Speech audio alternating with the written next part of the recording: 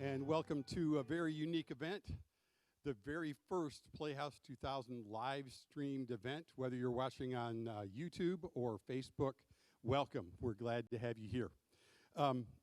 This production, Shakespeare in the Park, has been a project of Playhouse 2000 for several years. This production has been tossed and buffeted by the COVID-19 crisis, delayed twice. A couple of actors who couldn't make the second delay were replaced at the last minute.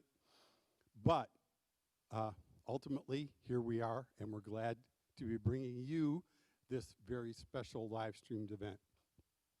We say a great big thank you to the director of this production, Jessica Sturm. Our stage manager is Carrie Sparkman. The scenic design was by Treston Mack. We borrowed things from Fredericksburg Theater Company, Tybee High School Theater Department, the Hill Country Arts Foundation's Point Theater. All of them deserve our thanks. But perhaps the largest thank you goes out to our friend Aaron Yates at KerrvillePhoto.com for making this live stream possible. If you enjoy it and you'd like to support what we do, you can text your support. Just text Lear 2020 to the number 44321. And if you have an opportunity to help organizations like ours across the city, I hope that you will do that. Thank you so much for being here. Enjoy this performance of William Shakespeare's King Lear.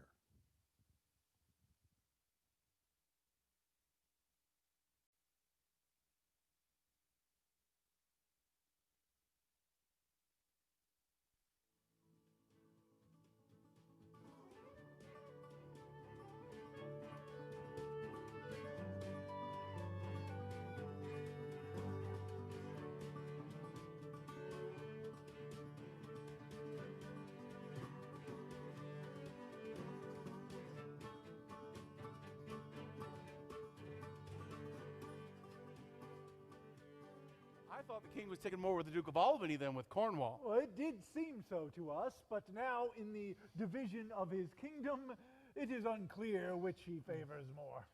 Is this not your son, my lord? By birth, sir, he belongs to me. I have so often blushed to acknowledge him that now I am brazen to it. I cannot conceive of you, sir. Sir, this young fellow's mother could, whereupon she grew round-wombed. Do you see the problem? I cannot wish the fault undone, sir, the issue of it being so proper. But I have, sir, a son by order of law, some year elder than this, who yet is dear to my heart. This knave came something saucily into the world before he was sent for. There was good sport at his making, though. And the whoreson must be acknowledged. Do you know this gentleman, Edmund? No, my lord. My lord of Kent. Remember him hereafter as my honorable friend. Attend the Lord of France, Gloucester. I shall, my liege. Meantime, we shall express our darker purpose. Give me the map there. Know that we have divided in three our kingdom. It is our fast intent to shake all cares and business from our age, conferring them on younger strengths, while we, unburdened, crawl toward death. My son of Cornwall, and you, my no less loving son of Albany, we have this hour a fast intent to publish our daughter's several dowers, that future strife may be prevented now. The king, France, long in our court hath made his affections known, and here are to be answered. Now, my daughters, since here we will divest ourselves of all business, interest, cares of state, who shall we say doth love us most, that we our largest bounty may extend? Goneril, our eldest born, speak you first. Sir, I love you more than words can wield the matter. Dearer than eyesight, space, and liberty, I love you beyond that which can be valued, rich or rare, as much as child ever loved or father found, a love that makes breath poor and speech unable. Beyond all manner of so much, I love you. What shall Cordelia do? Love, and be silent. Of all these bounds, even from this line to this, we make thee lady, with shadowy forest, plains rich, rivers plentiful, and wide-skirted meads. To thine and Albany's issue be this perpetual. Now, what says our second daughter, dearest Regan, wife to Cornwall? Speak. Sir, I am made of the selfsame metal that my sister is, and indeed prize me at her worth, for in my true heart I find she names my very deed of love. Only she falls too short. I profess myself an enemy to all other joys, for I alone am made happy in your dear highness's love. Then poor Cordelia, and yet not so, for I'm sure my love is richer than my tongue. To thee and thine hereditary be this ample third of our fair kingdom, no less in pleasure, value, or validity than that given unto Goneril. Now, our joy, although last, not least, to whose love the milk of France and vines of Burgundy strive to be chosen, what can you say to earn a third more opulent than your sisters? Speak, daughter. Speak. Nothing, my lord. Nothing. Nothing. Nothing will come. Nothing. Speak again. Unhappy I am that I cannot heave my heart into my mouth.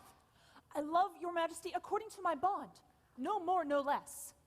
How, Cordelia, mend your speech a little, lest it may mar your fortunes. Good my lord, you have begot me, bred me, loved me, and I return those duties back as are right and fit. I obey you, love you, and most honor you. What have my sisters' husbands if they say they love you all? When I shall wed, that lord whose hand must take up my plight shall carry only half my love, half my care, half my duty. Sure, I shall never marry like my sisters to say that I love my father only. But goes thy heart with this thinking? Aye, my lord. So young, and so untender. So young, my lord, and true. So be it then, thy truth be thy dower. By this sacred radiance of the sun and the night, by all operation of these orbs, by whom we do exist and cease to be, I hereby disclaim all paternal care. You are as a stranger to my heart, and hold them from me, from this, forever. Good, my liege. Peace, Kent! Come not between the dragon and his wrath. I loved her most. I sought to set my rest on her kind nursery. Hence, and avoid my sight. So be my grave my peace, as here I hold her father's heart from her. Where, Cornwall, Albany, with my two daughters, strike us this third amongst yourselves. I hereby invest you with all my power to keep me in small abode and make with you by due turns. We only retain the name and all additions to a king. Royal Lear, whom I have honored as my king and loved as my father, let this all fall. What wilt thou do, old man? Thinkest thou that duty shall have shame to speak when power to flattery bows? Reverse thy doom, and in thy best consideration, check this hideous rashness. Thy youngest daughter does not love thee least, nor are those empty-hearted whose low sound reverbs no hollowness. Kent, on thy life no more. My life I never held as a pawn to wage against your enemies, nor fear to lose it, thy safety being the motive. Out of my sight. See better, Lear. Let me remain the true blank of thy eye. Out, vassal! Out, miscreant! Kill thy physician, and the fee bestow upon thy foul disease. Revoke thy doom, or I will, whilst I can, bid clamor from my throat. I tell thee, thou dost evil. Hear me, miscreant, on thine allegiance! Hear me! Because we have loved thee well all these years, and sought much comfort in thy counsel, It comes between us with strained pride, our power and our sentence. 5 days do I allot thee, and on the 6th day to turn thy hated back upon our kingdom. If on the 10th day following thy banished trunk be found in our dominion, the moment is thy death. Away! By Jupiter, this will not be revoked.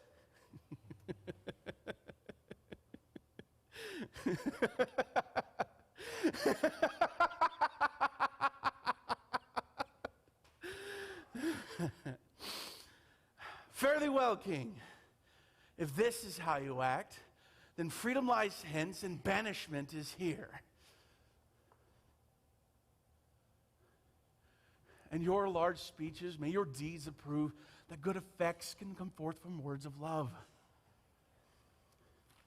Thus, Kent bids you all adieu. He'll shape his old course in a country new. Here's France, my noble lord. My lord of France, we address you. When she was dear to us, we did hold her too, but now her price has fallen. For you, great king, I would not from thy love make such a stray as to match you where I hate. Avert your liking to a worthier way, and away from this wretch, whom nature almost is ashamed to acknowledge hers.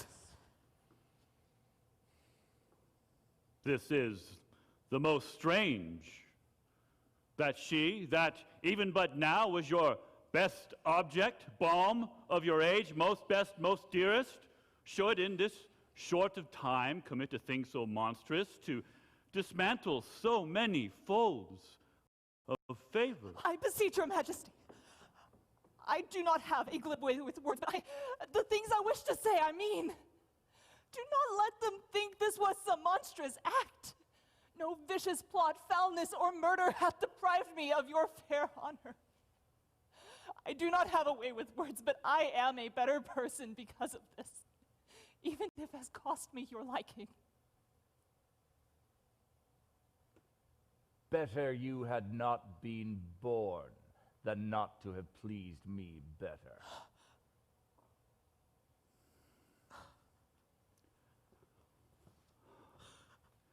Love's not love when it mingles with family matters.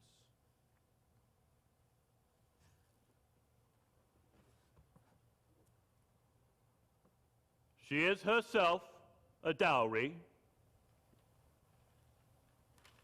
Fairest Cordelia, thou art more rich for being poor, most choice forsaken, most loved, despised. There in thy virtue here I seize upon. I take up what's cast away. 'Tis strange that from their coldest neglect my love should be kindled to inflamed respect. Bid them farewell, Cordelia, though unkind. What you lose here you find a better elsewhere. Bid farewell to your sisters.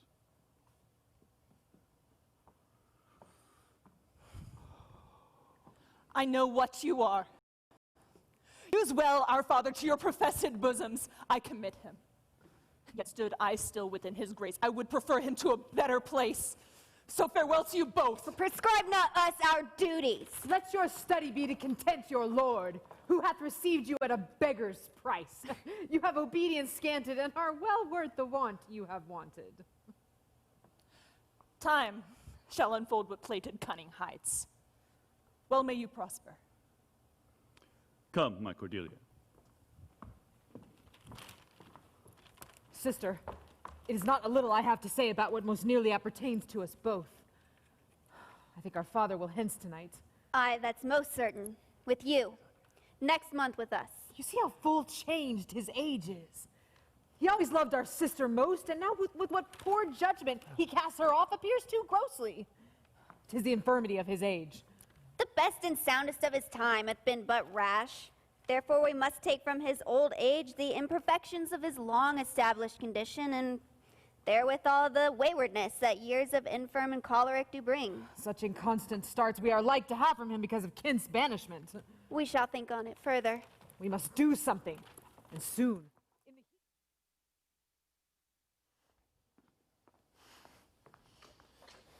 Thou, nature, art my goddess.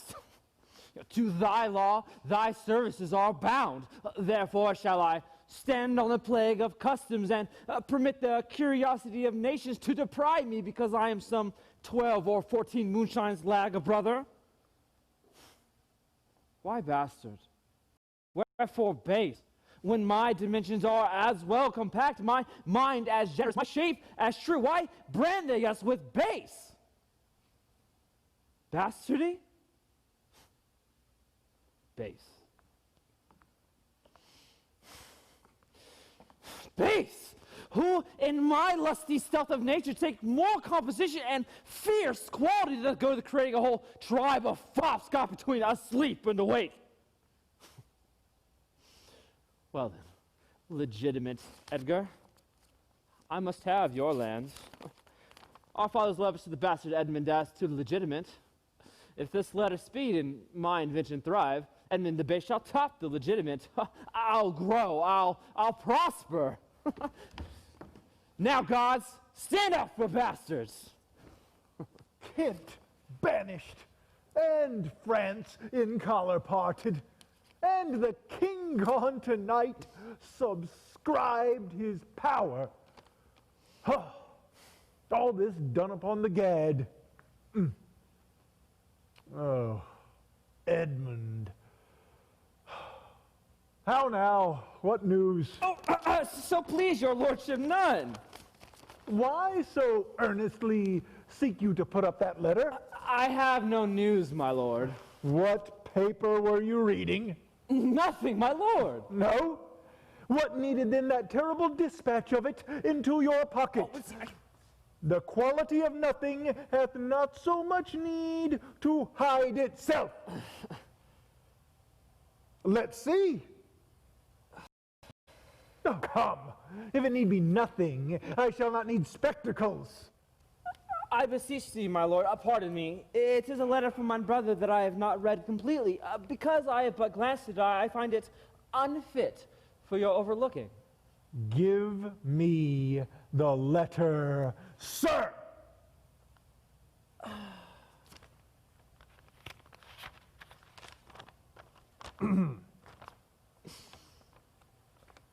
Age makes the world bitter to the best of our times.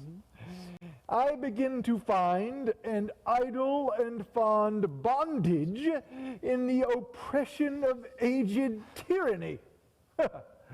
Come to me that of this I may speak more.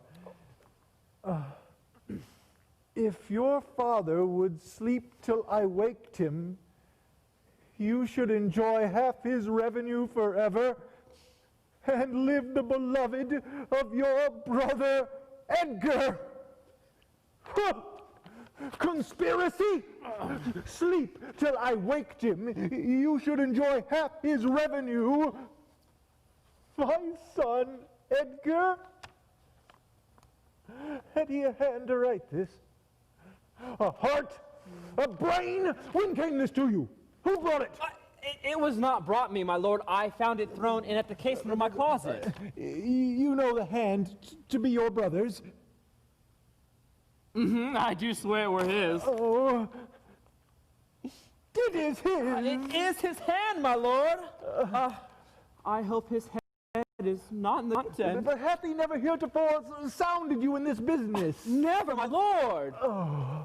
I have heard him oft maintain it to be fit that sons at a perfect age and fathers declining, that the father should be ward of the son, and the son manage his revenues. Oh, villain! Villain! His very opinion in the letter. I'll apprehend him. Where is he? I do not well know, my lord. If it shall please you, suspend your indignation against mine brother until you can derive him better testimony of his intent. If you violently proceed against him, mistaking his purpose, It would make a great gap in your honor and shake in pieces the heart of his obedience. Think you so? If your honor judge it meet, I will place you where you shall hear confer of this without future delay this evening. He cannot be such a monster. Nor is not, sure. Edmund, seek him out. The business after your own wisdom. I would unstate myself to be in due resolution. I shall seek him out, sir, presently. These late eclipses in the sun and moon portend no good to us. Nature finds itself scourged by the sequent effects. Love cools, friendships fall off, brothers divide. This villain of mine comes under this prediction. There's father against child. Oh, we have seen the best of our times. Machinations, hollowness, treachery, and all ruinous disorders follow us disquietly to our graves. Oh. Find us out a villain, Edmund. 'Tis strange. This is the excellent foppery of the world. Oh, that when we are sick in fortune, we make guilt of our disasters and fault the sun, the moon, and the stars. As if we were the villains of necessity. Fools by heaven's compulsions. Oh, we are knaves. Thieves by a spherical predominance. Drunkards, liars, and adulterers by an enforced obedience of planetary influence. My father compounded with my mother under the dragon's tail, and my nativity was under Ursa Major. And so it follows that I am rough and lecherous. Tut. I should be that I am, had the maidenly star in the firmament twinkle upon my bastardizing. Oh, now, Edgar? Oh, and Pat he comes, like the catastrophe of the old comedy. My cue is a villainous melancholy with a sigh like Tumble Bedlam. Oh.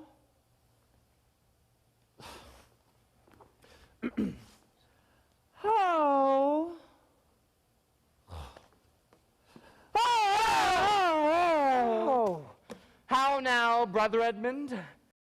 What a serious contemplation are you in? I was thinking, brother, of our prediction this other day.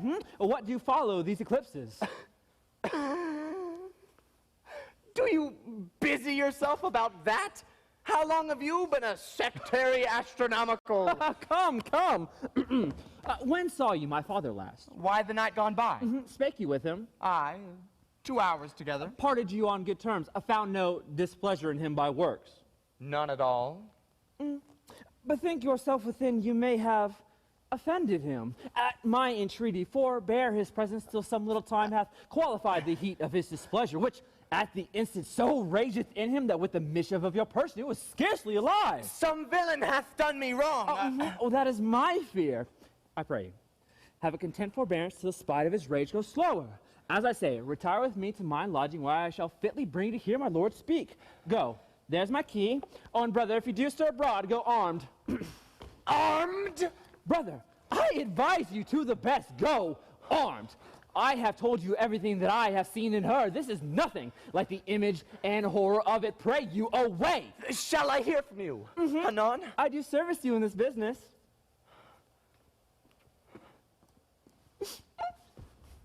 A brother noble, whose nature is so far from doing harm that he suspects none.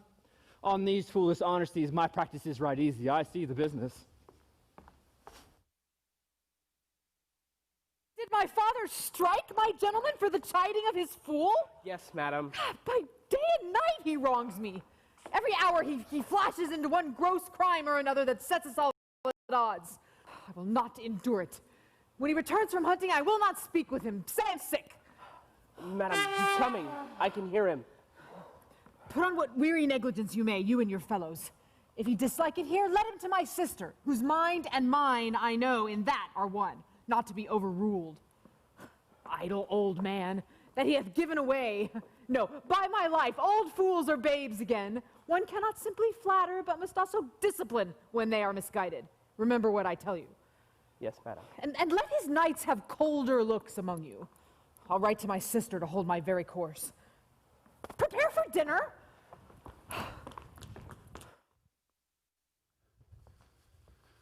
If but as well I other accent borrow. Now, banish Kent, if thou canst stand without us stand condemned, thy master, whom thou lovest, will see thee full of labors.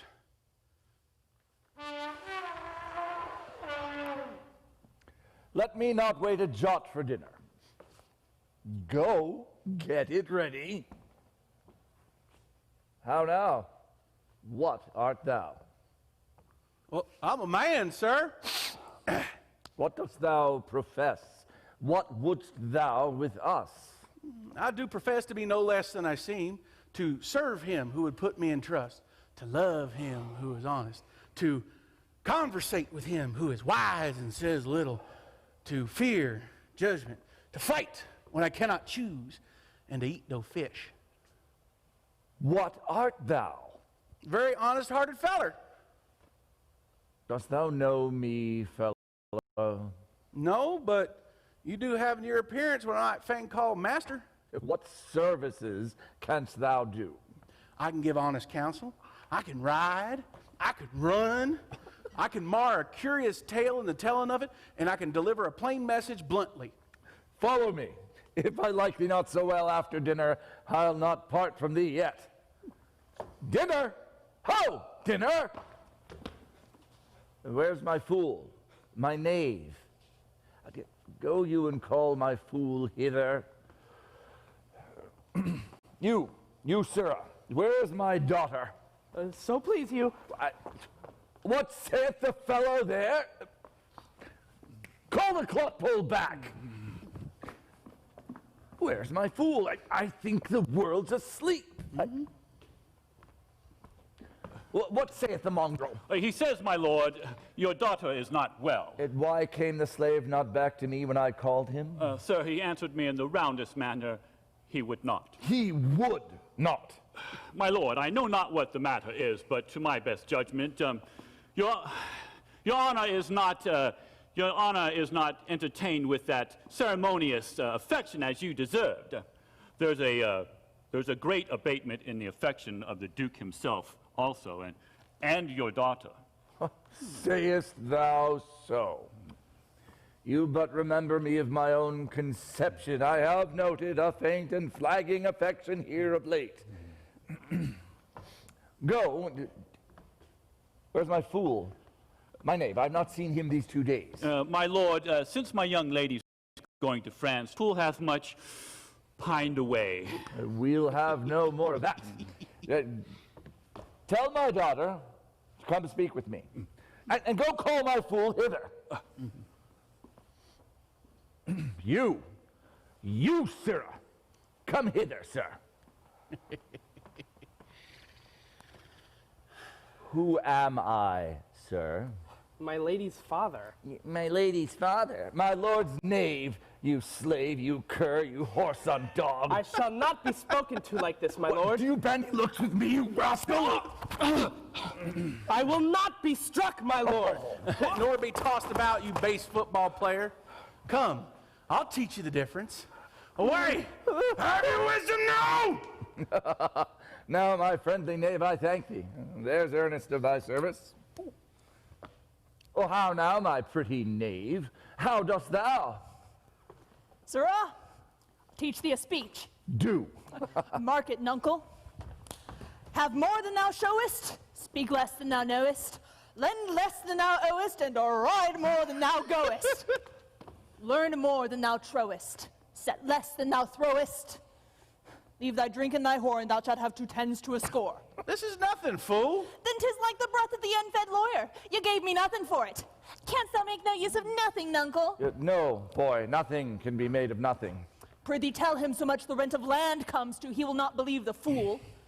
Canst tell the difference between a sweet fool and a bitter fool? No, lad, teach me. That lord who hath counseled thee to give away thy land, come set him here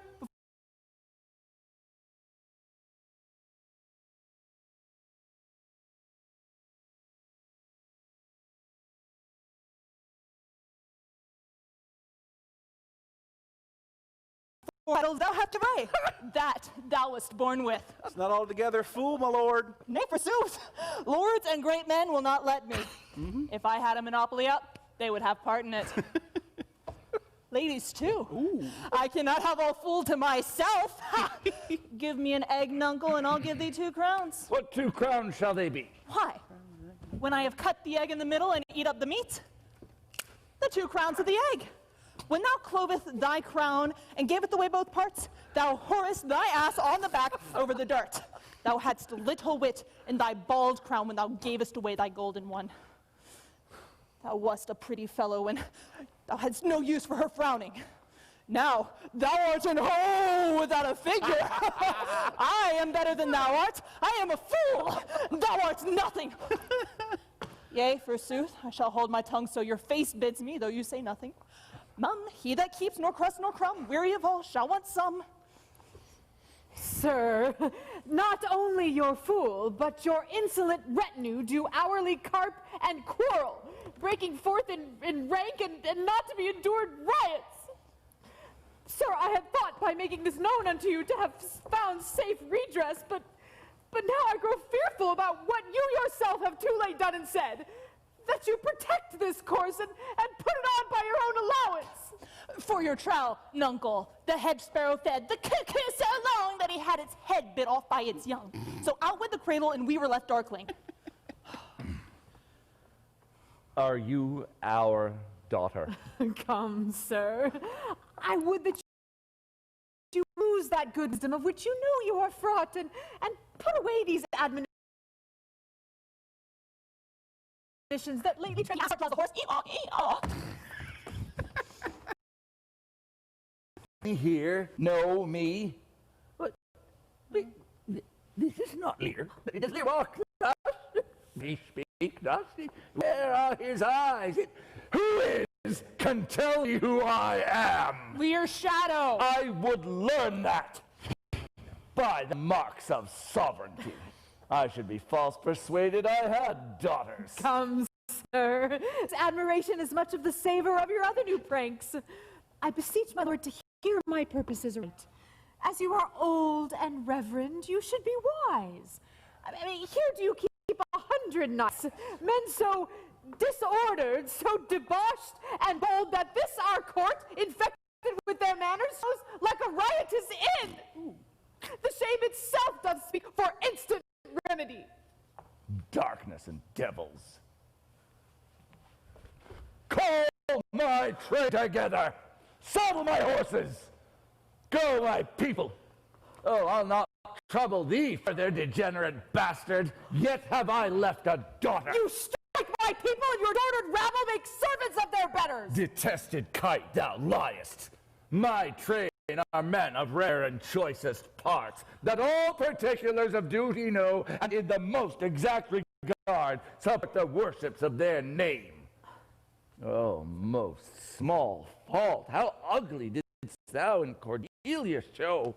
Lear, Lear, beat against this gate that let thy folly in and thy dear wisdom out. Away, away, my people! Dry up in her the organs of increase. In her womb convey sterility, and from her surrogate body never spring babe to honor her. Away! Away! Dear gods in heaven, what's the meaning of this? Let him rant, he is mad. Oh, you! More knave than fool, after your master! Nuncle Lear! Nuncle Lear, carry and take the fool with thee. A fox, when one hath caught her, and such a daughter shall sure to the slaughter should my cap by a halter. So the fool follows after. 100 knights.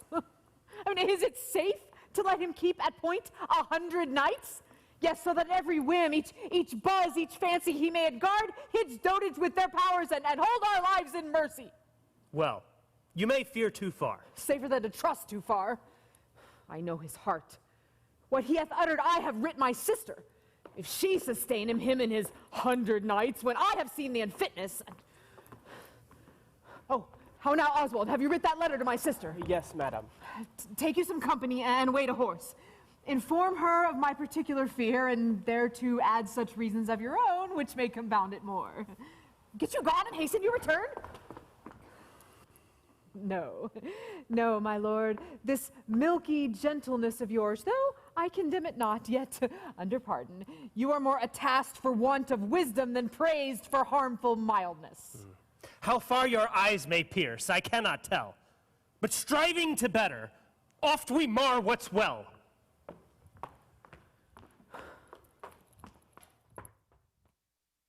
Before to Gloucester with these letters, acquaint my daughter no further with anything you know than comes of her demand of the letters.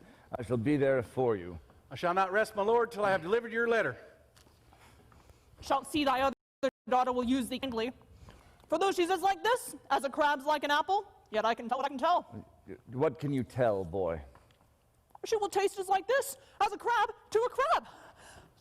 Canst tell why a man's nose is in the middle of his face? No. To keep his eyes on either side of it, so that what he may not smell out, he may spy into. I did her wrong. Canst tell why an oyster makes a shell? No. Nor I neither. Yet I can tell why a snail has a house. Why?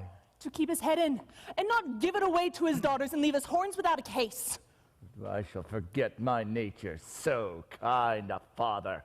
To take my crown again perforce, monster ingratitude! Wert thou my fool, I'd have beaten thee for being old before thy time. How's that?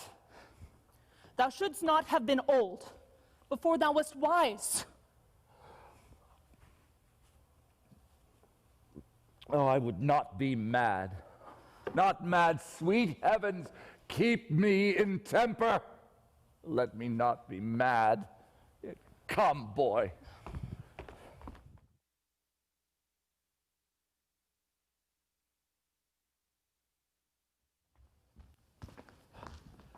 The Duke Cornwall and his wife will be here tonight. The better, the best. Well, this weaves itself perforce into my business. My father has set guards to take my brother, and I have one thing of a queasy question which I must act. Hey, brother, a word? I say descend, brother. Oh, sir. Fly this place. Intelligence is given where you are hid. You now have the good advantage of the night. Have you not spoken out against the Duke of Cornwall? He comes hither now in the night, in the haste with Regan with him. Have you nothing set upon his party against the Duke of Cornwall? Advise yourself. I'm sure on it. Not a word. Hear my father coming. Pardon me, in cunning I must draw my dagger on you. Draw! Seem to defend yourself. Now quit you well. Yield. Come before my father. Fly, brother. Torches! Torches! Farewell. Some blood drawn on me would beget opinion. Father, stop! No! Edmund, where's the villain?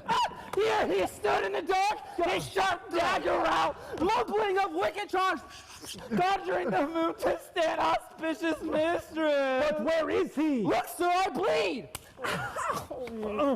Where is the villain, Edmund? Flew this way, sir. Where by no means he could. Pursue him, ho! Go after! By no means what? Oh, persuade me to the murder of your lordship. Let him fly far! Not in this land shall he remain uncaught and found dispatched. The noble Duke, my master Cornwall, comes here. Tonight, by his authority, I shall proclaim it, that he which finds him deserve our thanks, bringing the murderous coward to the stake. He that conceals him, death. When I did try to dissuade him from his intent and found him determined, with cursed speech I threatened to discover him. He replied, "Thou unpossessing bastard! Oh. Dost thou think if I stood against thee with the proposal of any truth, virtue, or worth in thee, make thy words faith? No. Huh. What I should deny, as this I would, though thou did produce thy very character, I turn it all to thy suggestion, plot, and damned practice. Strong and fastened villain. Would he deny his letter? He is not my son. Oh. Hark!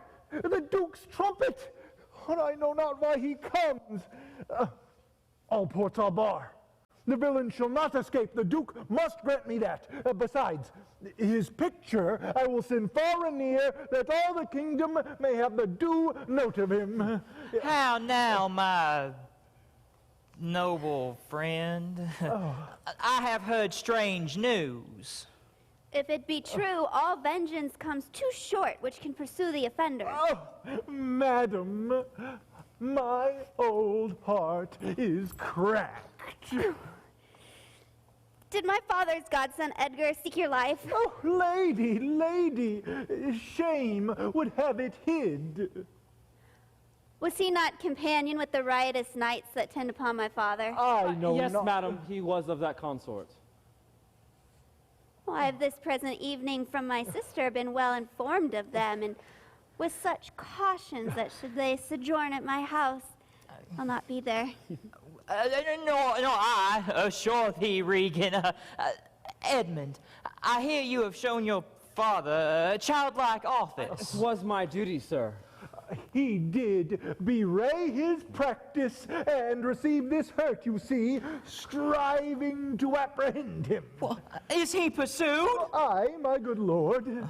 If he be taken, he shall never more be feared of doing harm.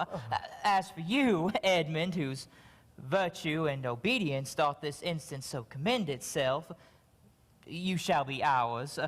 Natures of such deep trust we shall much need, as you we first seize on. Well, I shall serve you, sir, truly, however else. For him, I thank your grace. You know not why we came to see you. Occasions, noble Gloucester, of some poise we are in need of your advice. My father, he hath writ, so hath my sister of differences, which I least thought fit to answer from our own home. Good old friend, lay comfort from your bosom and bestow your needful counsel upon our business, which craves the instant use. I serve you, madam. Your graces are right welcome.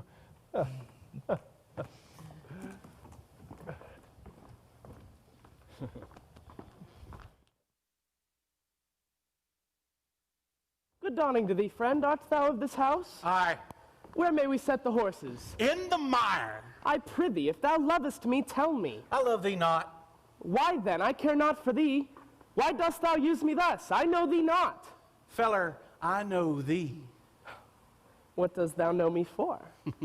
A knave, a rascal, an eater of broken meats, a lily-livered, action-taking horseman, a one drunk inheritance slave, one I will beat into a clamorous whine, and thou deniest one syllable of thy addition. Why, what a monstrous fellow art thou. And what a brazen-faced varlet art thou, now thou knowest me. Has it been 3 days since I tossed thee about before the king? Draw, rogue. Away, I have nothing to do with thee. You come with letters against the king. Fight me. Help! Oh, murder!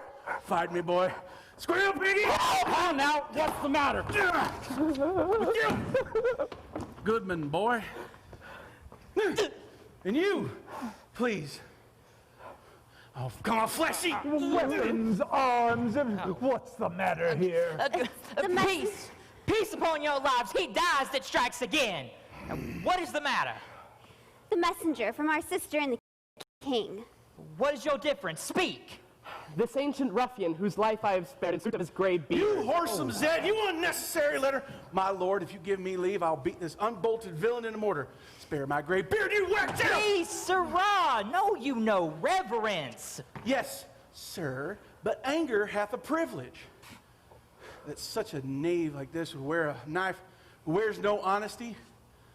Such smiling rogues as these, like like rats, I'll bite the holy cords of twain. A plague upon your epileptic visage! Smile you my speeches as though I were a fool? Sir, if I had my way, I would put you back where you came from. Well, why dost thou call him a knave? What is his offense? His countenance likes me not. No more perchance does mine, nor his nor hers. Sir, it is my occupation to be plain. I have seen better heads in my time than stand on any shoulder I see before me at this time. This is some fellow who, having been praised for his bluntness, doth affect a sauce roughness. Sir, in good sooth, in sincere verity, under the allowance of thy great aspect, whose influence, like a wreath of radiant fire flickering on Phoebus's front. What meanst by this? To go out of my dialect, sir, which you just come in. I know, sir, I am no flatterer.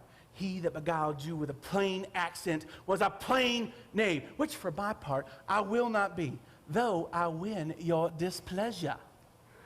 Fetch forth the stocks. You stubborn ancient knave will teach you. Sir, I am too old to learn. Do not put me in your stocks. I serve the king, on whose employment I was sent to you. You should do small respect to the person and grace of master, stocking his messenger. Fetch forth the stocks, as I have life and honor that shall be set till noon. Till noon? Till night, my lord, and all night. My lady, if I was your father's dog, you would not treat me thus. Sir, being his knave, I think I will. Let me beseech your grace not to do so. His fault is much, and the good king, his master, will check him for it. I'll answer that. The king must take it ill that he's so slightly valued in his messenger. My sister might receive it much worse to have her gentleman abused and assaulted for carrying out her affairs. Put him in!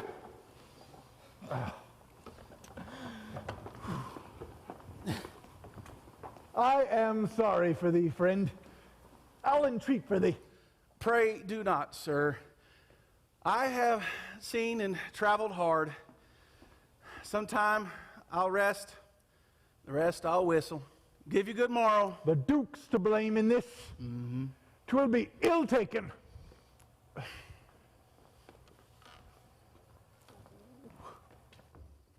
I heard myself proclaimed, and by the happy hollow of a tree escaped the hunt. No port is free, no place. That guard and most unusual vigilance does not attend my taking. Whiles I may escape, I will preserve myself. And in thought, to take the basest and poor shape that ever penury brought near to beast, my face all grime with filth, elf my hair in knots. The country gives me proof and precedent of bedlam beggars, who, with roaring voices, strike in their numbed and mortified bare arms, pins, nails, sprigs of rosemary. Poor Tom! Poor Tom. That's something yet. Edgar, I nothing am.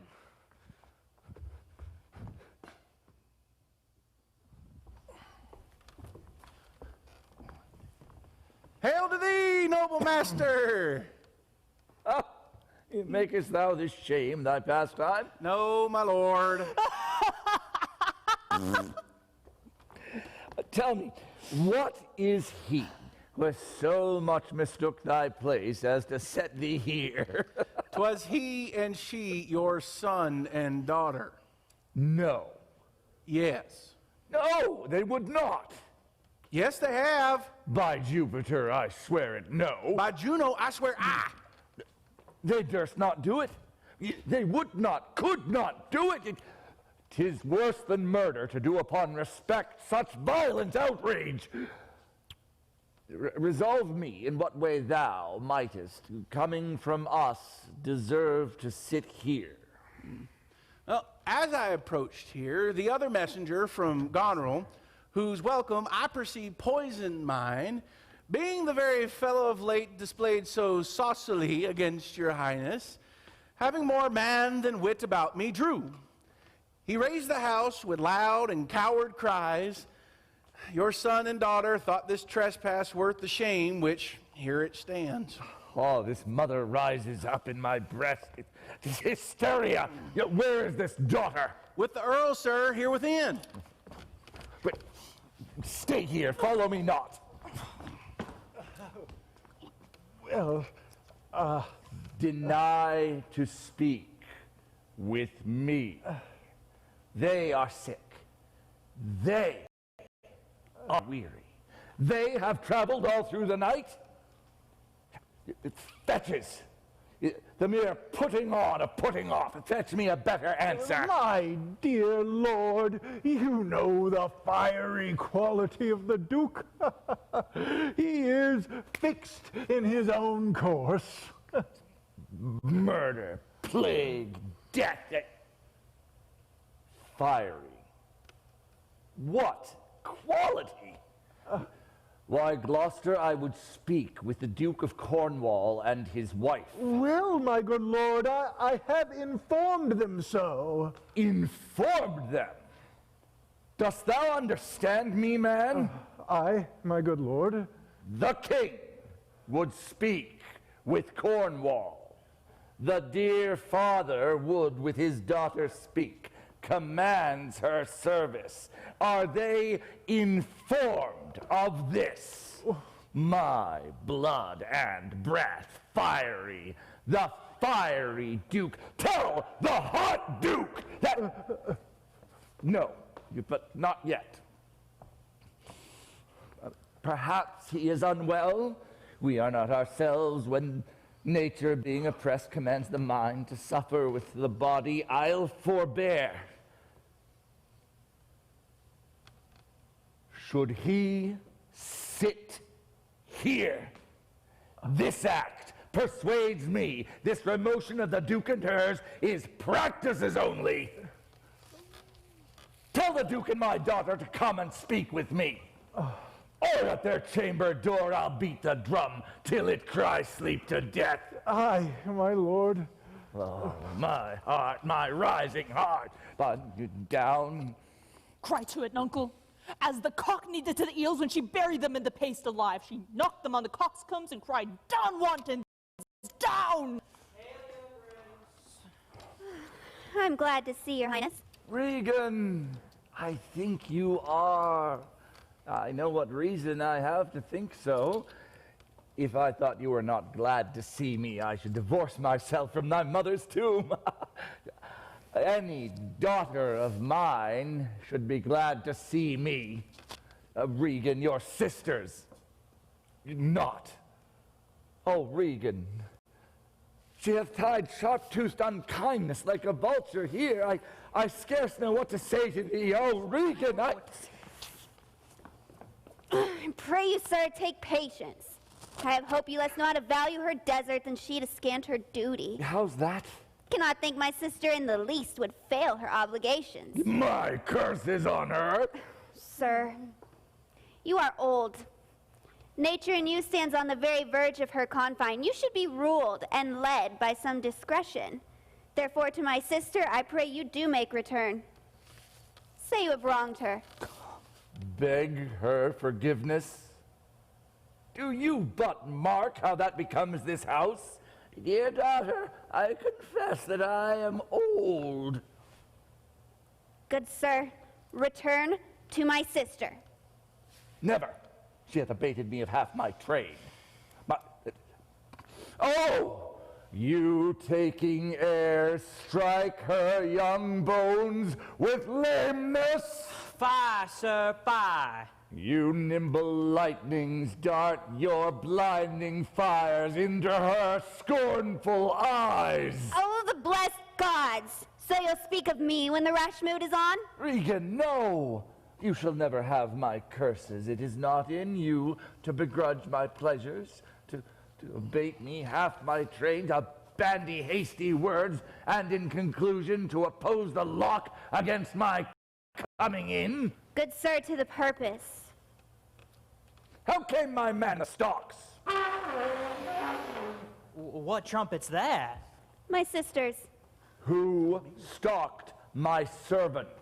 Regan, I have good hope to think thou didst not know. Oh, you heavens! If you do love old men, if you are old yourselves, make it thy cause. Come down and take my part. I'm not ashamed to look at this beard. Regan, will you take her by the hand? Why not by the hand, my lord? How have I offended? Will you yet hold? How came my man in the stocks? I set him there, sir. You? Did you? Sir, being weak seems so. If till the expiration of your month you will return with my sister, dismissing half your train, convent me. For I am now from home and without the provision that should be needful for your entertainment. Return with her.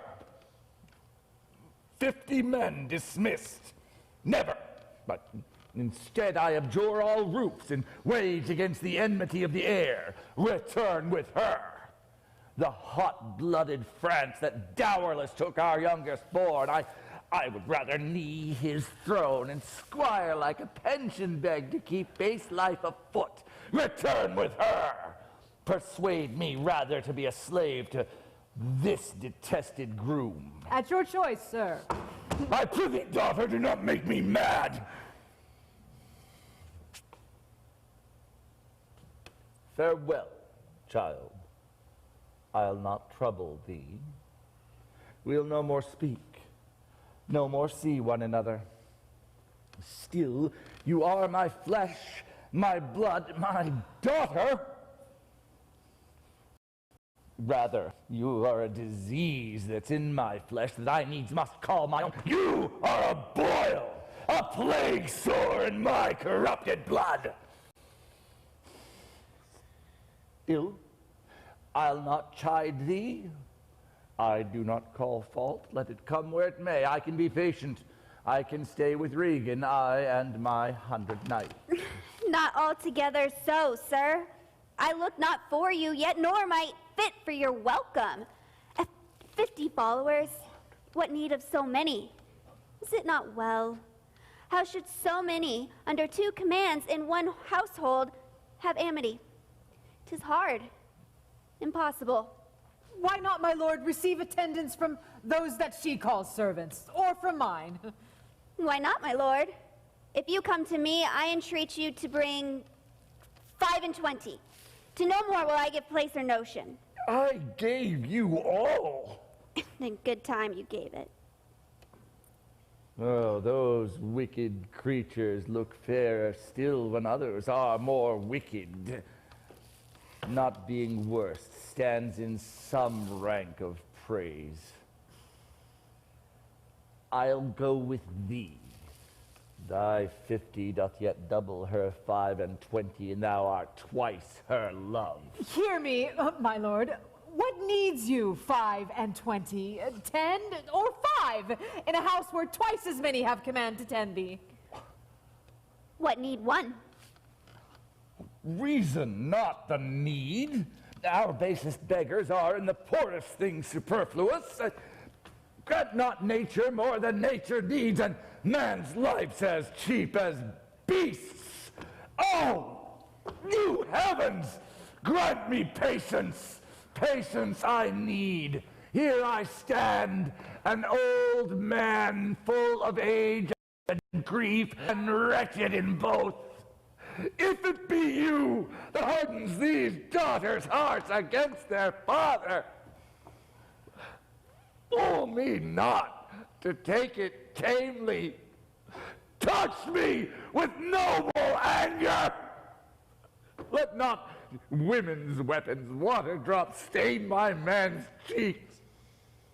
No, you unnatural hags! I shall have such revenge on you that all the world... I shall do such things! I know not what they are, but they will be the terrors of the earth. You think I'll weep? I'll not weep! I have full cause of weeping, but this heart shall break into 100,000 flaws, or ere I'll weep. Oh, fool, I shall go mad. Let us withdraw, 'twill be a storm. The house is little. The old man and his people cannot be well bestowed. It is his own fault. He puts himself off from his rest and must needs taste his folly. Where is Gloucester? Follow the old man forth. Oh, he is returning. The king is in high rage. Whither is he going? He calls the horse, but will I know not whither. Alack, the night comes on, and the bleak winds do sorely ruffle My the lord, top. my lord, entreat him by no means to stay. Sir, to willful mean, the injuries they themselves procure must be their schoolmasters. Shut up your doors. Shut up your doors. 'Tis a wild night, and my Regan counsels well. Come in from the storm.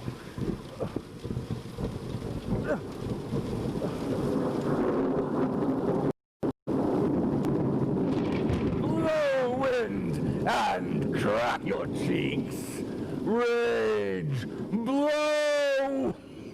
You sulphurous and thought-executing fires, vaunt couriers of oak, cleaving thunderbolts, stinge my white head! You, all shaking thunder, smite flat the thick rotundity of the world, crack nature's molds, and all Germans spill at once, that make ungrateful man. Uncle! Holy water in a dry house is better than this rainwater out of door. Good nuncle, in and ask for thy daughter's blessing. Here's a night in he's neither wise man nor fool. Rumble, thy bellyful. Spitfire, spout rain. Not rain, nor wind, nor fire, nor thunder are my daughters. I tax you not, you elements, with unkindness. I never gave you kingdom, called you children. You owe me no subscription. I am slave to your horrible will. Here I stand, a poor, infirm, despised old man. He that has a house to put his head in has as good a headpiece. Who's there? Alas, sir, are you here? Whew. Things that love the night live not such nights as these. The very night gallows the very wanderers of the dark and makes them keep in their caves. Tremble, thou wretch! Thou hast within thee undivulged crimes, unwhipped of justice. Hide thee thy bloody hand. I am a man more sinned against than sinning. Gracious, my lord, hard by here is a hovel. Some friendships would lend it to you against the tempest.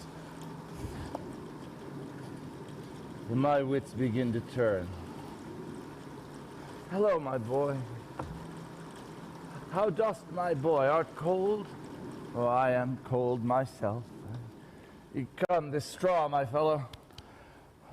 The art of our necessities is strange, that makes vile things precious. A poor fool and knave. I have one part of my heart that's sorry yet for thee. Come, this hovel. He that has in a little tiny wit, with the hay or the wind and the rain, must make content with his fortunes fit. For the rain, it raineth every day. True, my good boy.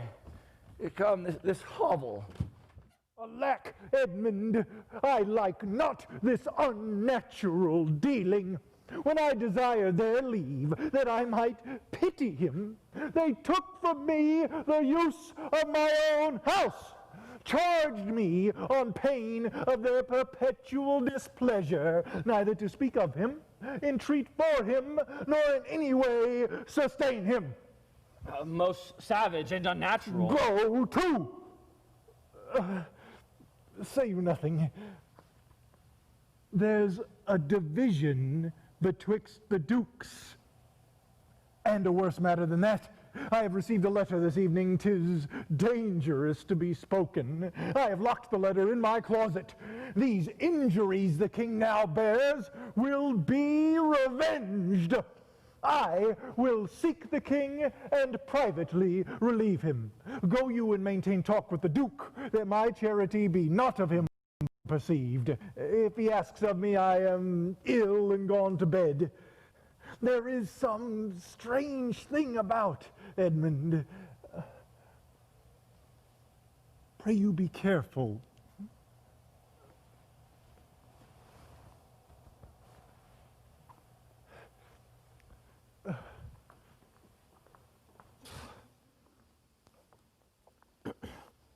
These courtesies? Forbid thee! And shall the Duke instantly know? And of the letter, too. It does seem a fair deserving. The younger rises when the old doth fall.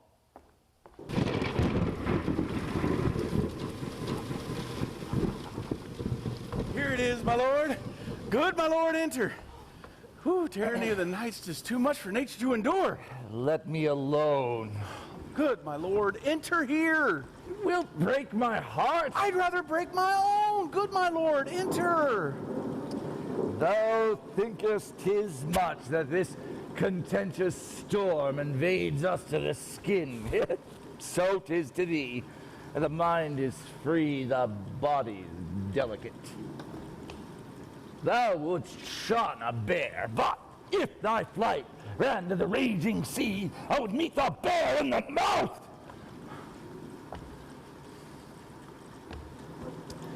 Where the greater malady is fixed, the lesser scarce is felt.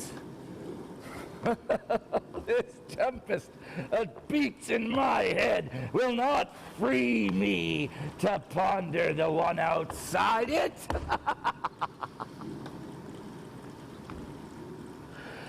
This storm might give me hope to think no more on things would hurt me more. Pour on! Oh, Regan, Goneril, in such a night to set me out. But I'll bear on. Your poor kind father who gave you all. Yeah, no more of that. Let me shun that where madness lies. Good, my lord, enter here. Prithee, go in yourself, seek thine own ease.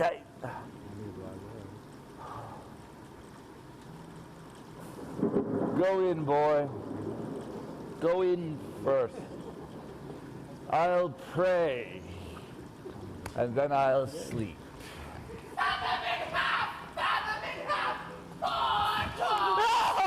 Please, I'm not in here, sir. There's a spirit. Help me.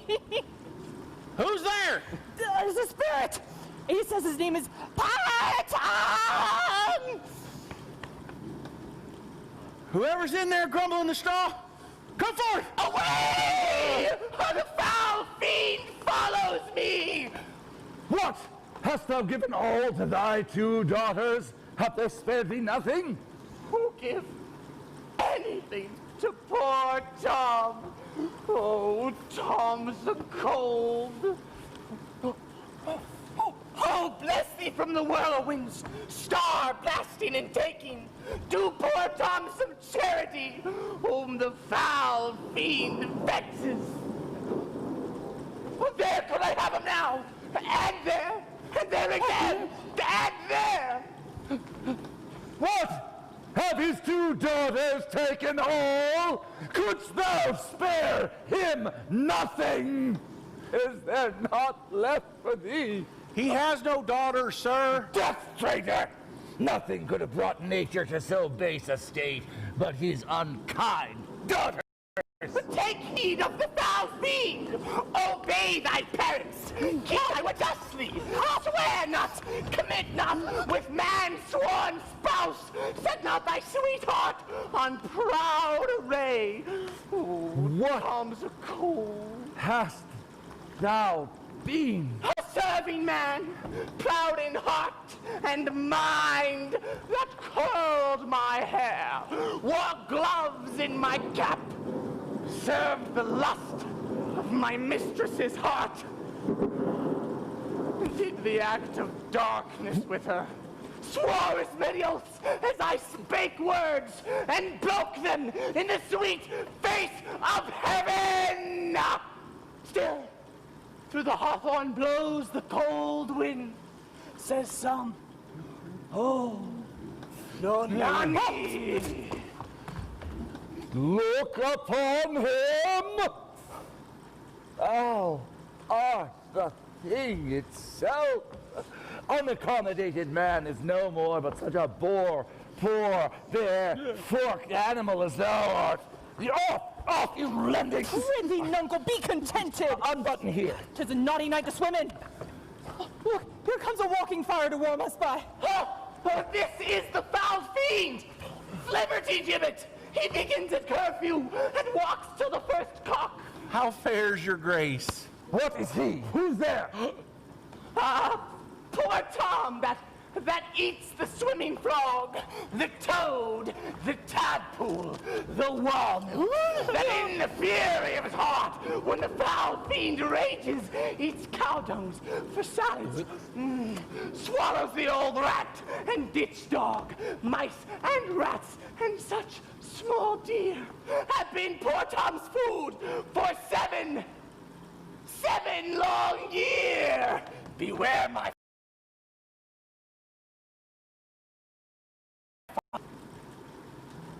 What? Can't your grace know better company? The Prince of Darkness is a gentleman. Our flesh and blood is grown so vile, my lord, it doth hate what gets it. Oh, poor Tom's a cold. Go to with me. My duty cannot suffer to obey in all your daughter's hard commands.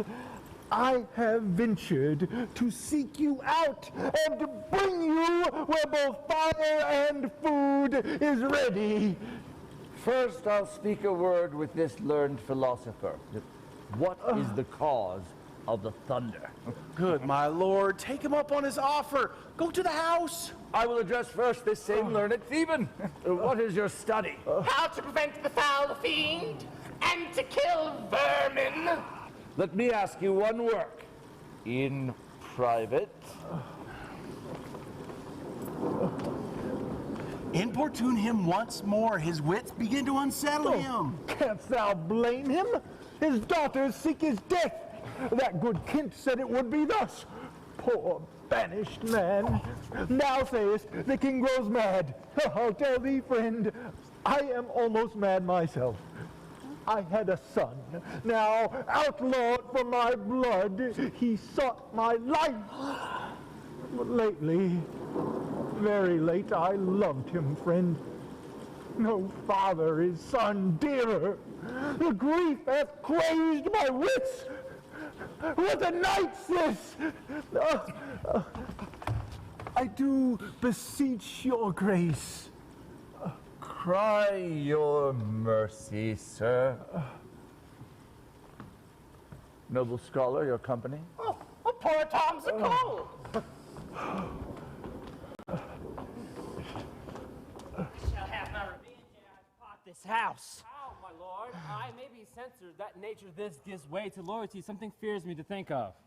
I now think it was not your brother's evil disposition, but a provoking merit set awork by a reprovable badness in himself. Well, how malicious is my fortune that I must repent to be just? This is the letter he spoke of, that agrees him an intelligent part to the advantages of France. Oh, heavens, that this treason were not I the detector. If the matters on this paper be certain, you have mighty works in hand. Be they true or false, it hath made thee the Earl of Gloucester. Seek out where thy father is, that he may be ready for our apprehension. I shall lay trust upon you, and you shall find a dearer father in my love. Here is better than open air. Take it thankfully. I will piece out the comforts with what addition I can. I will not be long from you. The gods reward your kindness. Oh, pray, innocent, and beware the foul fiend. Stand you not amazed, sir. Will you lie down and rest on the cushions? I'll see to their trial first. Call the evidence. Now, robed man of justice, take thy place upon the bench. Thou, his yoke fellow in equity, sit down beside him. You are of the commission, sit too. Oh, let us deal justly.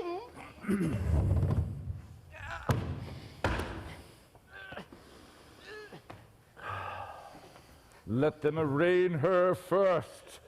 'Tis Goneril.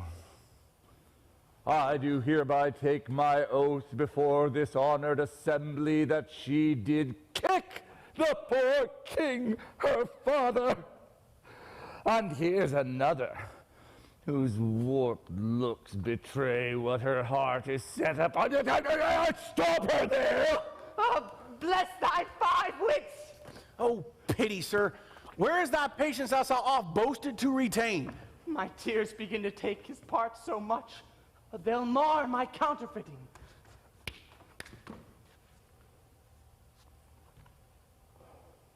Let them anathemize Regan. See what store set on her.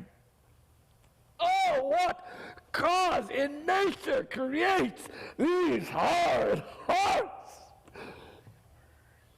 You, sir, I entertain you for one of my 100. But I do not like your garments.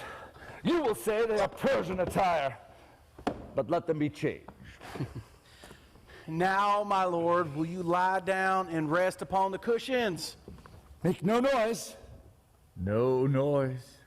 Draw the curtains so. We'll go to supper in the morning. I'll go to bed at noon. Come hither, friend.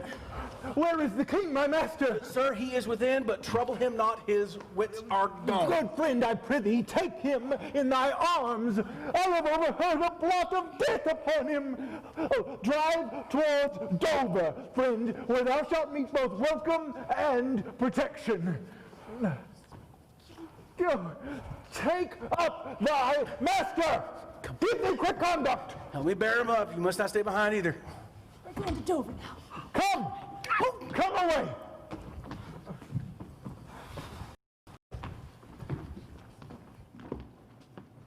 When we, our betters, see bearing out woes, we scarcely think our miseries, our foes. But who alone suffers? Suffers most in the mind, leaving free things and happy shows behind. But then the mind much sufferings doth overskip, when grief hath mates and bearing fellowship. How light and portable my pain seems now, when that which makes me bend makes the king bow. He chided as I fathered. Tom away. Post speedily to my lord your husband. Give him this letter. The army of France has landed. Seek out the villain Gloucester. Hang him instantly. Pluck out his eyes. Leave him to my displeasure. Edmund, keep you our sister company. The revenges we are bound to take upon your traitorous father are not fit for your beholding. Farewell, dear sister. Farewell, Earl of Gloucester. How now? Where's the king? My lord of Gloucester hath conveyed him hence. Some 30 of his knights met him at gate, who with some other of the lords have gone with him towards Dover, where they boast well-armed friends. Fetch horses for your mistress. Farewell, sweet lord and sister. Farewell, Edmund.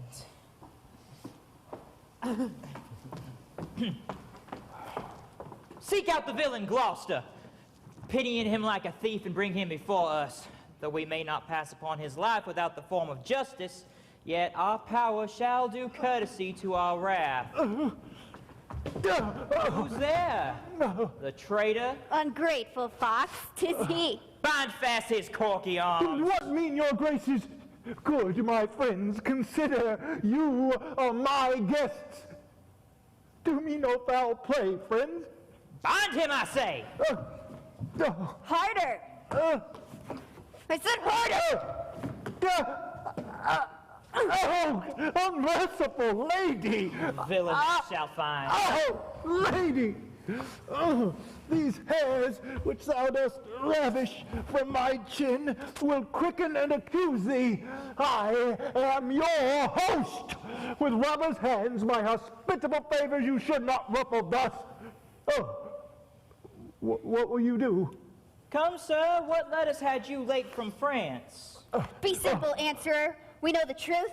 And what confederacy had you with the traitors late-footed in the kingdom? To whose hands have you sent the lunatic king? Speak! To Dover! Wherefore to Dover? Was thou not charged at... Wherefore to Dover? Let him first answer that. I am tied to the stake and must stand the course.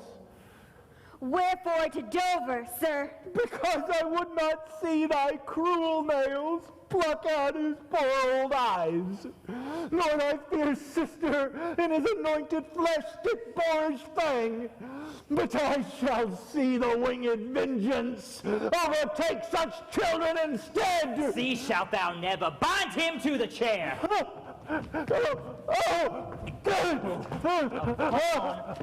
Eyes of thine, I'll set my foot. Give me some help!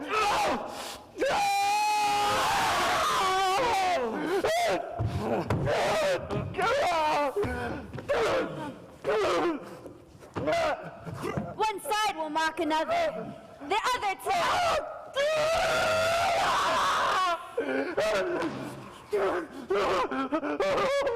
If you see vengeance. Hold your head, my lord! I've served you ever since I was a child! Better service have I never done you than now to bid you hold!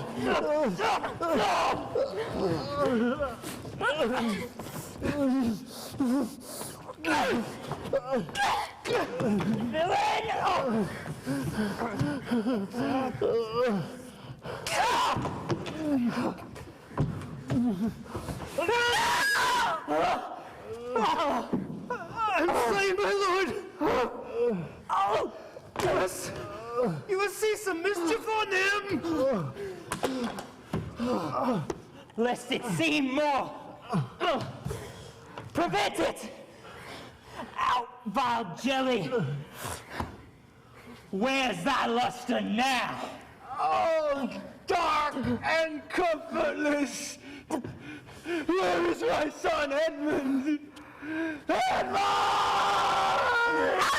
treacherous villain! You call out to him who hates thee, for it was he that made overture of thy treason to us.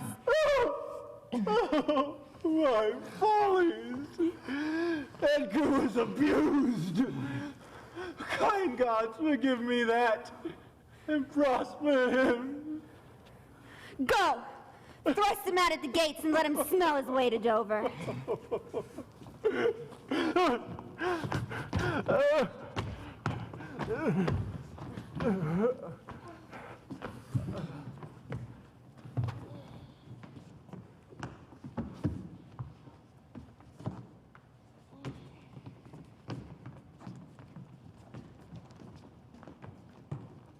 Yet better thus, and known to be condemned, the lowest and most dejected thing stands still in fortune.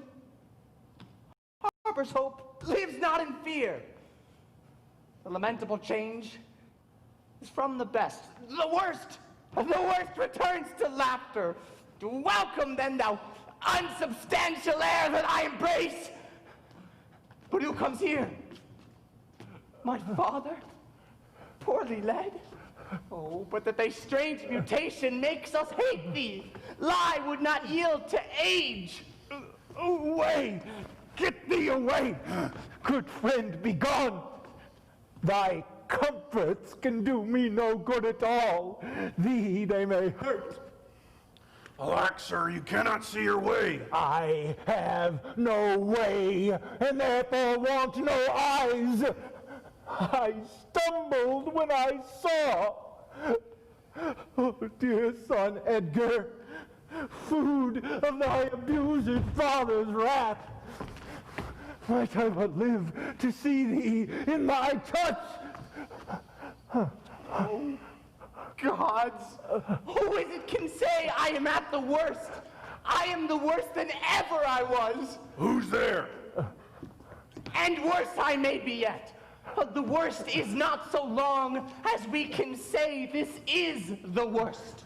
That's just poor Tom. In the last night's storm, I such a fellow saw which made me think a man, a worm. My son came then into my mind. I have heard more since. As flies to wanton boys are we to the gods. They kill us for their sport. How should this be? Bad is the trade that must play fool to sorrow, angering itself and others. Bless thee, master. Is that the same poor Tom fellow? Aye, sir, it is. Then get thee gone. 'Tis the time's plague, when madmen lead the blind. Do as I bid thee, or rather do thy pleasure, sirrah. Poor Tom's a cold. I cannot daub it further. Come hither, fellow. And yet I must. Oh, bless thy sweet eyes, they bleed. Knowest thou the way to Dover? Both stile and gate, horseway and footpath. Oh, poor Tom hath been scared out of his good wits.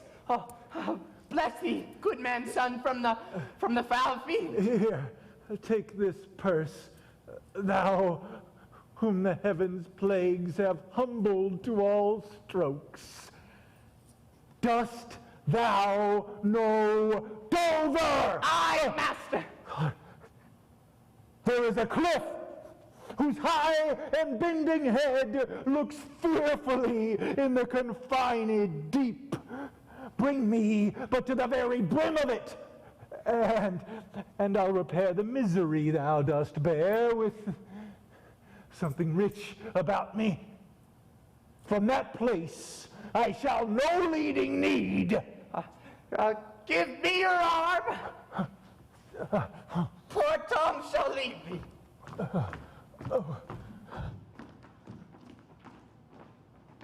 I marvel our mild husband has not met us on the way. Where's your master? Madam, within, but never a man so changed. I told him of the army that was landed, and he smiled at it. I told him you were coming, and his answered the words. Of Gloucester's treachery and of loyal service to his son when I informed him. Then he called me sot and told me I had turned the wrong side out. What should he most dislike seems pleasant to him. What like offensive? Then you shall go no further. It is the cowish terror of his spirit that he dares not undertake. He'll not feel wrongs which call him to an answer. Our wishes on the way may prove effects. Back, Edmund, to my brother. Hasten his musters and conduct his powers. I must change arms at home. This trusty servant shall pass between us, ere you are like to hear, if you dare venture forth on your own behalf, a mistress's command. Here, wear this. Decline your head. Spare speech.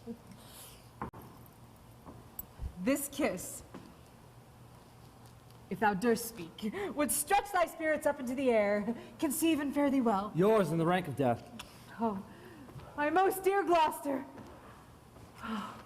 The difference between a man and a man. Madam, my lord is coming.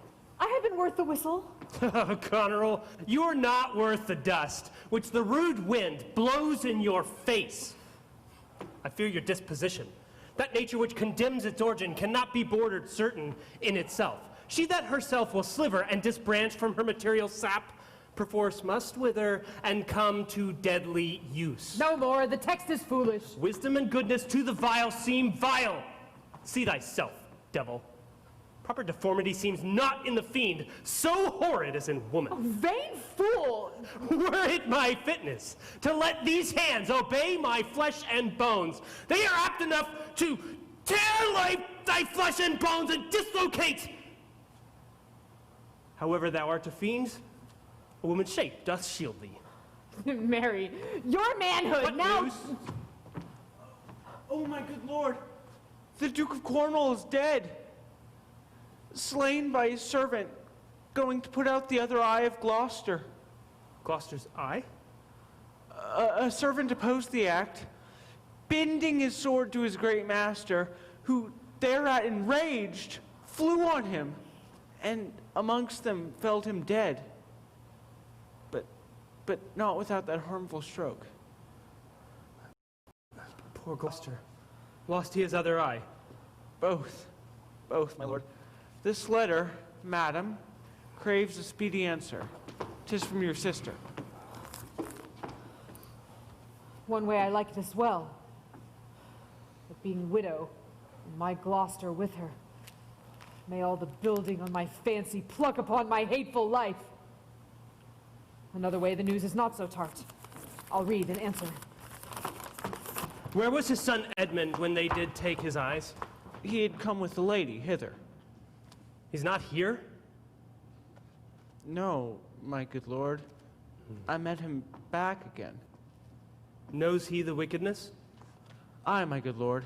'Twas he informed against them, and quit the house on purpose, that their punishment might have the freer course. Gloucester, I live to thank thee for the love thou showed the kind, and to avenge thine eyes. Come hither, friend. Tell me more what thou knowest. Would on my brother's power step forth? Yes, madam. Himself in person there? With much ado, madam, your sister is the better soldier. Lord Edmund spake not with your lord at home. No, madam. Faith, he is posted hence on serious matter. Was great ignorance Gloucester's eyes being out to let him live. Everywhere he goes, he moves all hearts against us. Edmund is gone in pity of his misery. I must needs after him, madam, with my letter. Stay with us. The ways are dangerous. I may not, madam. My lady is charged duty to this business. Why should she write to Edmund? Why might you not transport her purposes by word? Be like something... I know not what. I'll love thee much. Let me unseal the letter. Madam, I had rather... Your lady does not love her husband, I am sure of it. She gave speaking looks and most strange oleads to noble Edmund. I know you are of her bosom. Aye, madam. Speak in understanding. Therefore I advise you, take this note. My lord is dead. Edmund and I have spoken, and more convenient is he for my hand than for your lady's. You may gather more. If you see him, give him that note, and if your mistress hears thus much from you, I pray you desire call her wisdom to her. So fare thee well. And if by chance you hear of the blind traitor Gloucester, preferment falls on him who cuts him off. Would I could, madam. I'll truly show which party I do follow. When shall we come to the top of that same hill? You do climb it now. Look how we labor. Methinks the ground is even. Horrible steep. Hark! Do you hear the sea?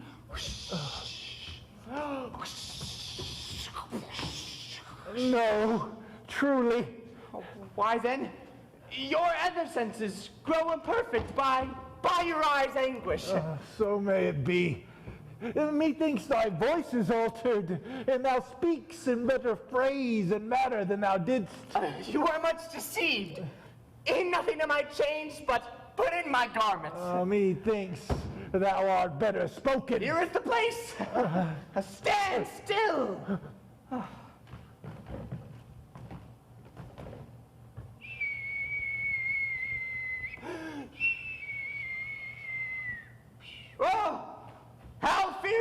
dizzy 'tis, halfway down. Hands that gather samphire. Dreadful trade. The fishermen that walk upon the beach appear like mice, and yon tall anchoring bark diminished to her cock a buoy almost too small for sight. I'll look no more, lest my brain topple down headlong. Set me where you stand. Give me your hand.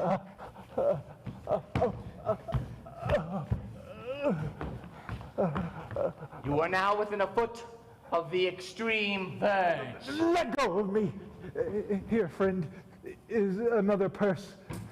Prosper it with thee. Go thou far off, and bid me farewell. Now fare you well, good sir. Why I do trifle this with his despair is done to cure it. O you mighty gods, this world I do renounce, and in your sights shake patiently my great affliction off. If Edgar lives, bless him. Now, fellow, fare thee well.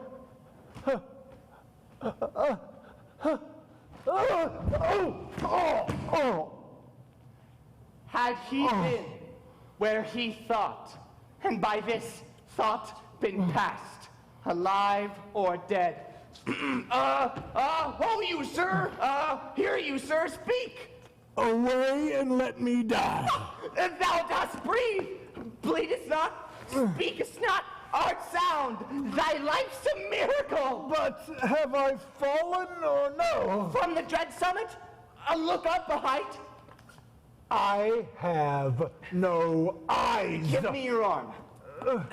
How is it? Feel you your legs?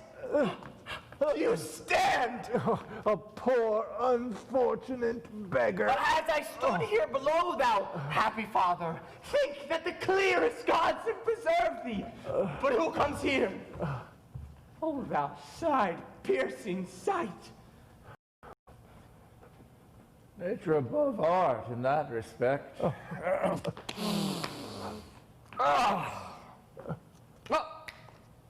There's your press money. Look, a mouse! Peace. This bit of toasted cheese will do for him. There's my gauntlet. Oh, sweet marjoram. I know that voice.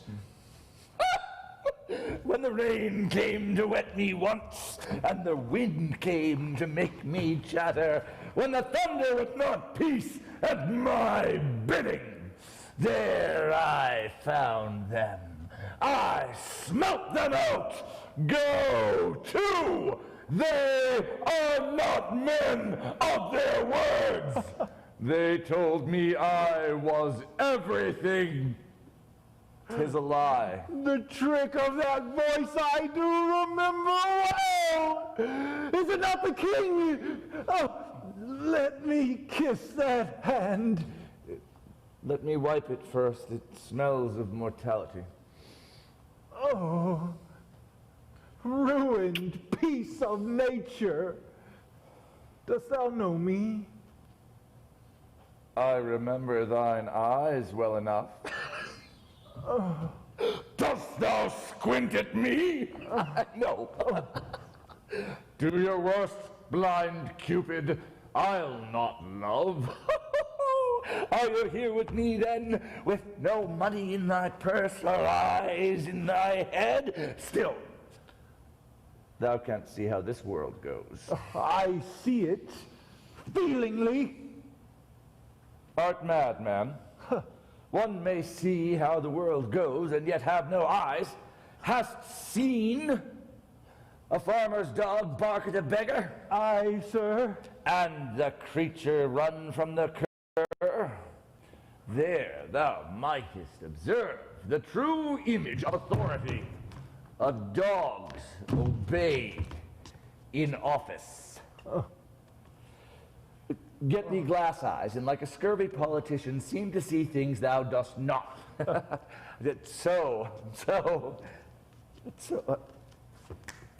Unlace your boots. Oh, matter and impertinency mixed reason in madness.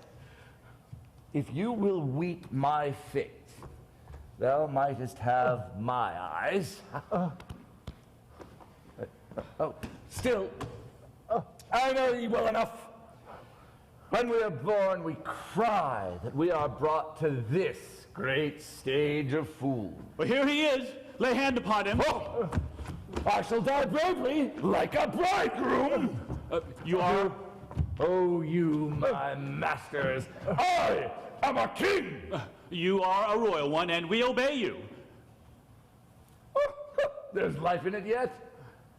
If you get it, you shall get it with running. A most poor man may tame to fortune's blow. Give me your hand. I'll lead you to some binding.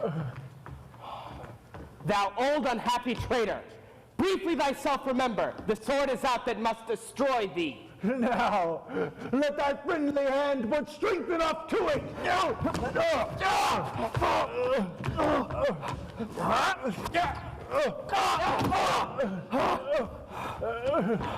Wherefore, bold peasant, darest thou support a published traitor? Let go his arm. I will not let go, sir, without further occasion.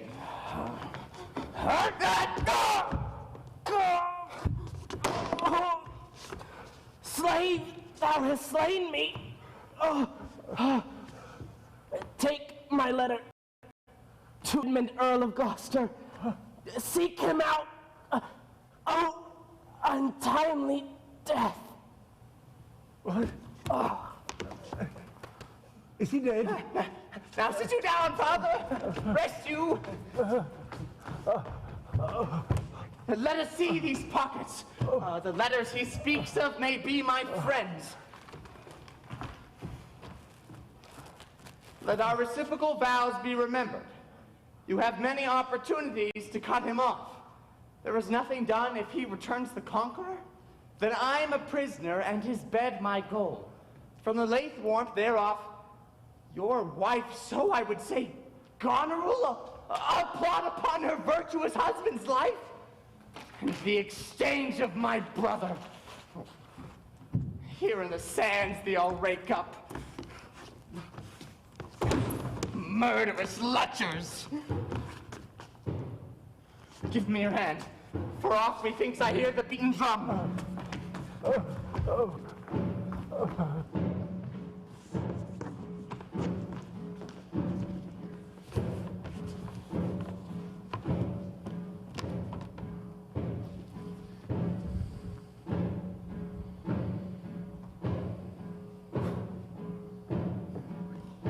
Oh, my good Kent. How canst I live and breathe to repay thy goodness? To be acknowledged, madam, is overpaid, yet to be known shortens my made intent. My boon I make it that you not know me till time and I think meet. Then be it so. How fares the king? Madam, he sleeps still. Oh, you kind gods!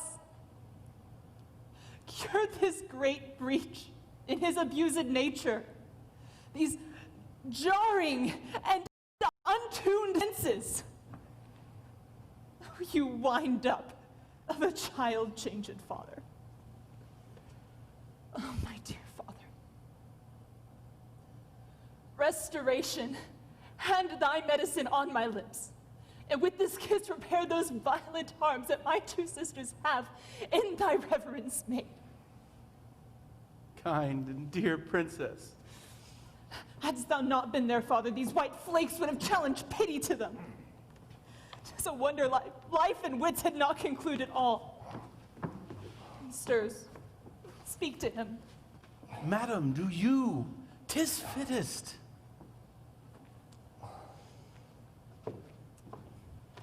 How fares your majesty? You do wrong to take me out of the grave. Sir, do you know me? I know. You are a spirit. When did you die? Still far wide. I am much abused.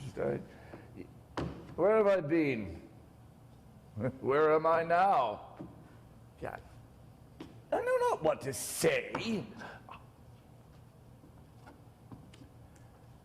I will not swear these are my hands. Look, sir, and hold thy hands in benediction over me. No, sir, you must not kneel. I am much abused. I am a very fond, foolish old man, and if I am to be truthful, I fear I may not be in my right thoughts. It seems to me I should know you, and this gentleman here.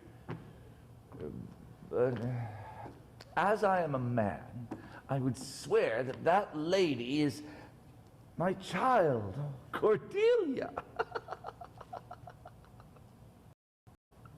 So I am.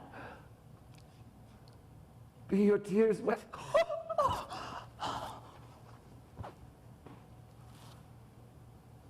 Do not weep. If you have poison for me, I will drink it. No cause. No cause. Am I in France? Your own kingdom, sir. Do not abuse me. You must be patient with me. Forget and forgive.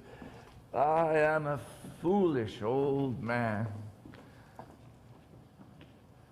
My appointed period will be thoroughly wrought, or well, or ill, as this day's battles fought. Sister's man is certainly miscarried. 'Tis to be doubted, madam. Tell me, truly, speak the truth. Do you love my sister? In honor, love. I am doubtful that you have been conjunct and you have bosomed with her. No, by my honor, madam. My lord will never endure her. Be not familiar with her. Fear me not. I had rather lose the battle than that sister should loosen him and me. Sir, this I hear, the king has come to his daughter. Sir, you speak soundly. Let us then determine with the ancient of war upon our proceeding. I shall attend you presently at your tent. Sister, you'll go with us? No. 'Tis most convenient. Go with us. I will go.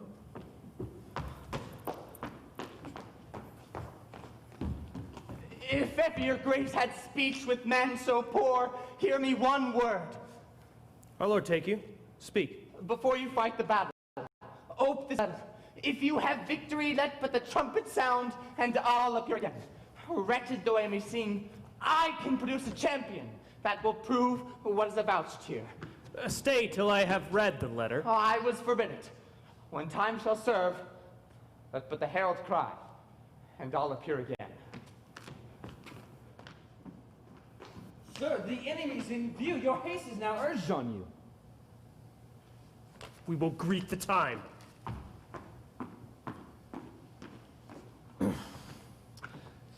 To both these sisters I have sworn my love, each jealous of the other. Which one shall I take, Both? One? Or neither? Neither can be enjoyed if both remain alive. To take the widow exasperates and makes mad her sister Gonriel, and hardly shall I carry out my side, her husband being alive. Now then, we'll use his continence for the battle, which being done, let her who be rid of him devise his speedy taking off. As for mercy, which he intends to Lear and to Cordelia, the battle being done, and within our power, shall never see his pardon. For my state stands on me to defend, not to debate. Away, old man, away! King Lear hath lost! He and his daughters taken. Give me thy hand! No farther, sir. A man may rot even here. What? In ill thoughts again? Men must endure their going hence, even as they're coming hither. Come on.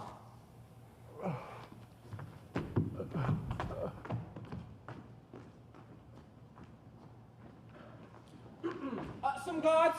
Take them away. Shall we not see these daughters and these sisters? No, no, no! We'll off alone to prison together. We'll sing like birds in a gilded cage. When you ask my blessing, I'll kneel and beg thy forgiveness. We'll pass the time, tell old tales, sing songs, pray and laugh at gilded butterflies. We'll wear out in a walled prison. Take them away. Oh. Have I caught thee? He that parts us shall call down a brand of heaven and fire us hence like foxes. Try your cheeks. Come. Come hither, Captain. Hark. Take thou this note and follow them to prison. Go. And if thou does as this instructs this, one step I'll advance thee. I'll do it, my lord. Sir, you have shown today your valiant strain. I do require your prisoners, so to use them as we shall. Sir, I thought it fit to send the old and miserable king to some retention and appointed guard. With him, I sent the queen my reasons the same. Sir, by your leave, I do regard you but as a subject of this war, not as a brother. That's his wheelist to grace him. He thinks our pleasure might have been demanded ere you spoke so far. Not so hot. In his own grace, he doth exalt himself more than in your addition. In my rights, by me invested, he compares the best. That were the most, if he should husband you. Jesters oft prove prophets. Holla, holla, the eye that told you so looked but a squint. Lady, I'm not well, lest I should answer you from a full flowing stomach. General, take my prisoners, my soldiers, my patrimony. Dispose of them, of me. These walls are thine. Witness the world as I create thee, my lord and master. I mean you to enjoy him. The lead alone lies not in your good will. Not in thine, lord. Let the drum strike and prove thy title thine. Say yet, hear reason. Edmund, I arrest thee on capital treason. For your claim, fair sister, I bar it in the interest of my wife. 'Tis she is subcontracted to this lord, and I, her husband, contradict your bans. I you will marry. Make your loves to me. My lady is bespoke. Gloucester, thou art armed. Let the trumpet sound, and if none shall appear to prove upon thy head thy heinous, manifest, and many treasons, I'll prove it on thy heart. Sick, sick. If not, I'll never trust medicine. There's my exchange. What in the world he is that names me a traitor? My sickness grows upon me. She's not well. Convey her to my tent.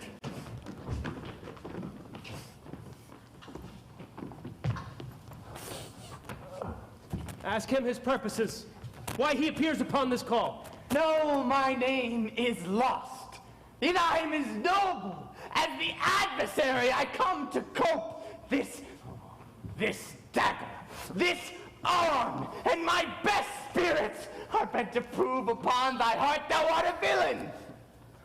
In wisdom I should ask thy name, but thy outside looks so fair and warlike that I disdain and spurn. Back do I throw these treasons upon thy head. This dagger of mine shall give them instant way where it shall rest forever. This is practice, Gloucester.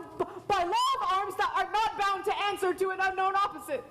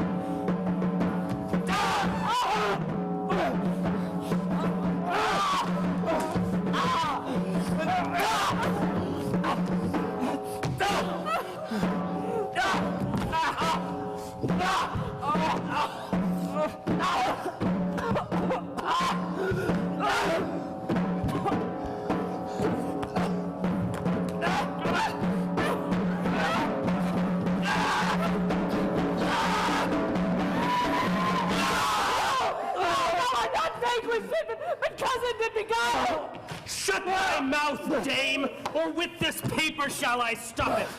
Thou worse than any other name, read thine own evil. Lady, I perceive you know it. If I do, the laws are mine, not thine. Who can arraign me for it? Knowest thou this paper? Ask me not what I know. Go after her. What you have charged me with, that I have done. If thou art noble, I do forgive thee. Let us exchange charity. I am no less in blood than thou art. Edmund, my name is Edgar, and thy father's son. The dark and vicious place where he got cost him his eyes. The gods are just, and of our pleasant vices make instruments to plague us. Thou hast spoken right. The wheel has come full circle. I am here. What kind of help? Speak, man. What means this bloody knife? 'Tis hot. It smokes. It came now even from the heart of... She's dead. Who dead? Speak, man. Your wife. And her sister is poisoned by her own hand. She hath confessed it. I was contracted to them both. All three now marry in an instant. Here comes Kent. Produce their bodies, be they alive or dead. Oh, this is that Kent. Time will not allow the very compliment which manners urges. I've come to bid my king and master good night. Is he not here? Speak, Edmund. Where is the king? Where's Cordelia? Yet Edmund was beloved. The one the other poisoned for my sake, and then slew herself. I pant for life. Some good I mean to do despite mine own nature. Send to the castle, for my right is on the life of Lear and Dawn Cordelia. Run! Run! Oh, run! To whom, my lord? Who hath the office? And take mine dagger and give it to the captain. He hath commissioned from my wife and me to hang Cordelia in the prison, and to put the blame on her own despair where she forbid herself. The gods defend her! Howl! Oh, howl! Howl! You are men of stone! And are your tongues and eyes? I would cry them so to crack heaven's vault! She is gone! I know when one lives and when one is dead. She's as dead as earth. Oh. Lend me a looking glass, if her breath will but strain the stone, and she at lips. Is this the promised end? Or image of that horror? If a feather stirs, she yet lives. Oh, if it be true, it is a hope that doth redeem all the sorrows I have felt. No. Prithee away! Murderers, traitors all! I might have saved her! And now she is gone forever. Cordelia, stay a while. I killed the slave that was hanging thee. Huh? What is it? What dost thou sayest? Her voice was ever soft, gentle, low. An excellent thing in a woman. Who are you? My eyes are not the best. Are you not Kent? The same. Your servant Kent, nor no one else. All is cheerless, dark, and deadly. Thy oldest daughters have fordone themselves and desperately are dead. And my poor fool is hanged.